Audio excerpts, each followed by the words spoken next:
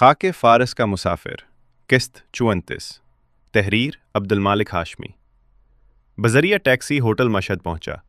جب میں اس ایرانی ریل کے افسر سے رخصت ہو کر باہر نکل رہا تھا تو اس نے ہدایت کرتے ہوئے کہا، تہران بڑا شہر ہے، مگر مسافر اگر راستہ بھول جائے تو شہر اور بھی بڑا ہو جاتا ہے۔ اس وقت مجھے اندازہ نہیں تھا کہ اس کی یہ بات چند ہی لمحوں بعد کس قدر سچ ثابت ہونے والی ہے۔ میں نے اپنا سوٹ کیس سنبھالا، اسٹیشن کی سیڑھیاں اترا اور تہران کی شام میں داخل ہو گیا۔ باہر نکلا تو شام شہر کے چہرے پر دھیرے دھیرے اتر رہی تھی۔ ہوا میں پیٹرول، کباب اور کسی انجانی خوشبو کا ایسا آمیزہ تھا جو صرف مشرق وسطیٰ کے شہروں کا نصیب ہے۔ میں نے اپنا سوٹ کیس ہاتھ میں تھاما۔ باہر آتے ہی میں نے ایک سفید رنگ کی ٹیکسی کو ہاتھ دیا۔ ڈرائیور نے شیشہ نیچے کیا۔ سر پر بال نہ ہونے کے باوجود اس کے چہرے میں ایک عجیب وقار تھا۔ تہران کی شام کی روشنی اس کے صاف ماتھے پر اس طرح ٹھہر رہی تھی جیسے پرانی عمارتوں کی دیواروں پر ڈھلتا سورج ٹھہر جاتا ہے، مگر اصل شان تو اس کی مونچھیں تھیں، گھنی، سلیقے سے تراشی ہوئی اور ایسی باوقار کہ پہلی نظر میں آدمی بے اختیار سیدھا ہو کر بیٹھ جائے۔ مجھے فوراً پرانی ایرانی فلموں کے وہ کردار یاد آ گئے جن کے چہروں پر خاموشی بھی ایک باقاعدہ مکالمہ معلوم ہوتی تھی۔ وہ مونچھیں محض مونچھیں نہیں لگتی تھیں، بلکہ برسوں کے تجربے، تہران کی سڑکوں کی گرد اور ہزاروں مسافروں کی کہانیوں کا خلاصہ محسوس ہوتی تھیں۔ جب اس نے ہلکا سا تاؤ دیا تو یوں لگا جیسے گفتگو شروع ہونے سے پہلے کسی نے جملے پر نقطۂ آغاز رکھ دیا ہو۔ اس نے نہایت سنجیدگی سے میری طرف دیکھا۔ آنکھوں میں وہی مانوس سی تھکن تھی جو بڑے شہروں کے ڈرائیوروں کے حصے میں آتی ہے، ایسی تھکن جس میں بیزاری کم اور دنیا دیکھ لینے کا سکون زیادہ ہوتا ہے۔ کجا می روی؟ یعنی کہاں جائیں گے؟ میں نے اپنی ٹوٹی پھوٹی فارسی میں عرض کیا۔ آقا متوسط ہوتل، ارزان، خیلی ارزان، یعنی کوئی ایسا ہوٹل جہاں آدمی عزت سے رات گزار سکے اور صبح بل دیکھ کر مسافر اپنے آباء و اجداد کو یاد نہ کرے۔ وہ چند لمحے خاموش رہا، پھر مونچھوں پر انگلی پھیری۔ مجھے یوں محسوس ہوا جیسے تہران میں کرایہ طے کرنے کا بھی ایک غیر اعلانیہ آداب نامہ ہو، اور اس رسم کا پہلا مرحلہ یہی سنجیدہ سا تاؤ ہو۔ پھر اس نے مجھے ایک ایسی نگاہ سے دیکھا جس میں ہلکی سی شفقت بھی تھی اور تجربہ کار آدمی کا اعتماد بھی، بالکل ویسے جیسے کوئی پرانا طبیب مریض کی نبض پکڑتے ہی مرض کا اندازہ لگا لے۔ باشه خب هتل. یعنی ایسا ہی ہوگا، میں آپ کو ایک خوب ہوٹل میں لے جاؤں گا، اس نے فارسی میں کہا۔ اب ایران میں خوب ہوٹل کا مطلب کیا ہوتا ہے یہ مجھے اگلے 20 منٹ بعد معلوم ہوا۔ ٹیکسی تہران کی کشادہ شاہراہوں پر تیرتی رہی، کہیں بلند عمارتیں، کہیں دیواروں پر شہداء کے دے وقامت پورٹریٹ، کہیں سیاہ چادروں میں لپٹی عورتیں اور کہیں نوجوان لڑکے جو امریکی جینز پہنے انقلاب کے بعد پیدا ہونے والی نسل کی نمائندگی کر رہے تھے۔ میں دل ہی دل میں اپنی ارزان کی کامیابی پر خوش تھا۔ تب مجھے پہلی مرتبہ اندازہ ہوا کہ ایران میں خوب ہوٹل اور ارزان ہوٹل دو الگ الگ فلسفے ہیں، اور میرا ڈرائیور غالباً پہلے فلسفے کا پرجوش حامی تھا، یہاں تک کہ وہ ایک عظیم الشان 10 منزلہ عمارت کے سامنے رکا، ایسی عمارت جس کے دروازے دیکھ کر ہی آدمی کو اپنے بٹوے کی خیریت پوچھنے کا خیال آئے۔ دربان نے ایسی مستعدی سے دروازہ کھولا جیسے میں کم از کم پاکستان کا سفیر ہوں۔ میں نے گردن اٹھا کر عمارت کو دیکھا اور دل ہی دل میں کہا، یا اللہ، یہ تو ہوٹل کم اور شاہ ایران کا محل زیادہ لگتا ہے۔ ڈرائیور نے مسکرا کر میرا بیگ اتارا، کرایہ لیا اور اس رفتار سے غائب ہوا جیسے کسی کامیاب واردات کے بعد جیب کترا ہجوم میں تحلیل ہو جاتا ہے۔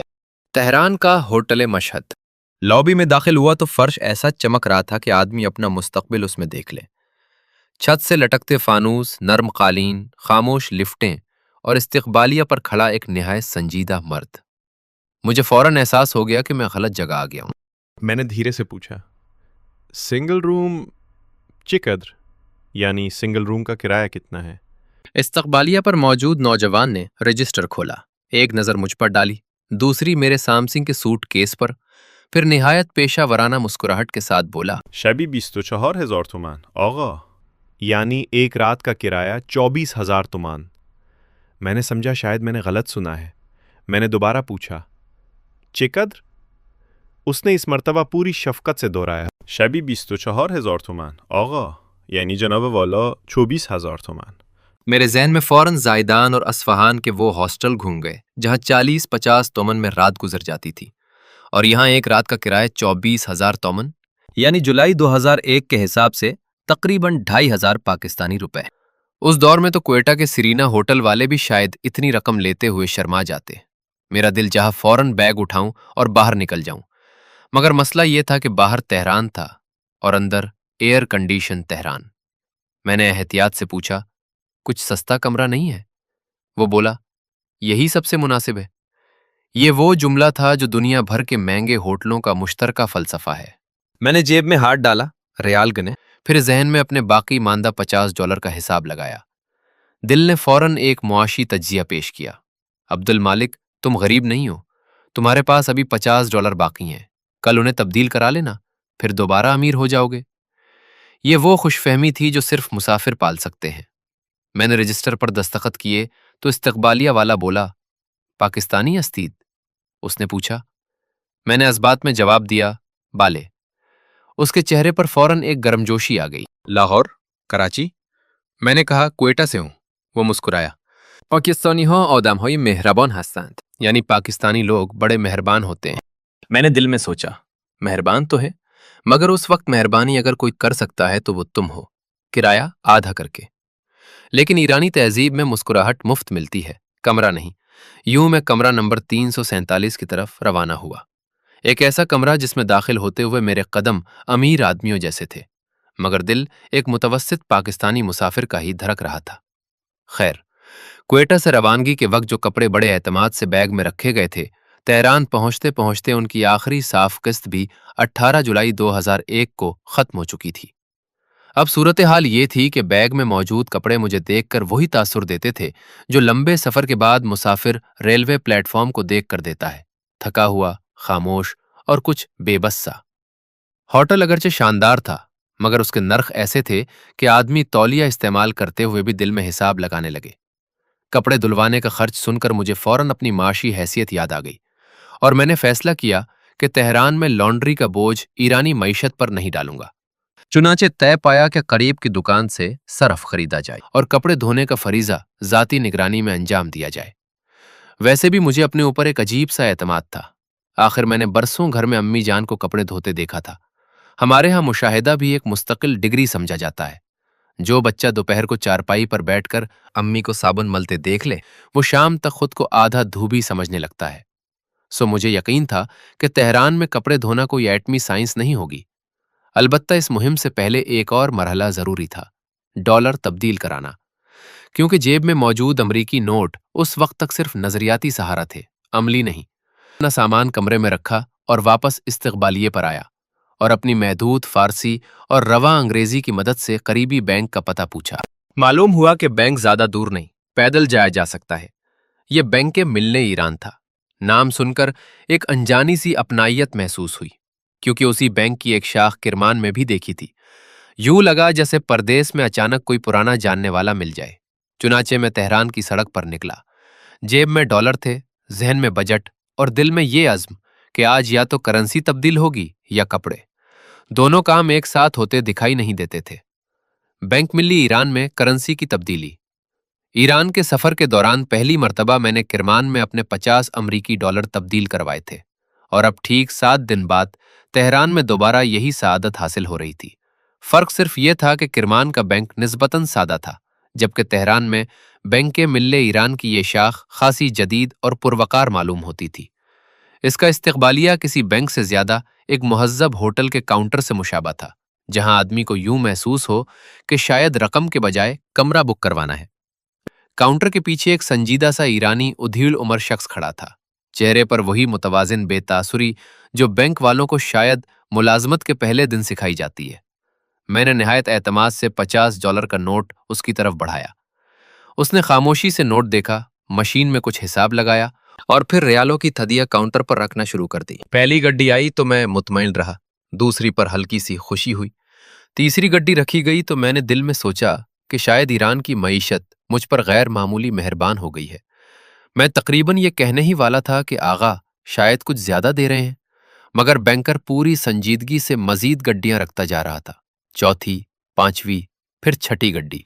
अब मेरी हालत ऐसी थी जैसे किसी मामूली तनख्वाहदार आदमी को अचानक कौमी खजाने की चाबियां थमा दी गई हों।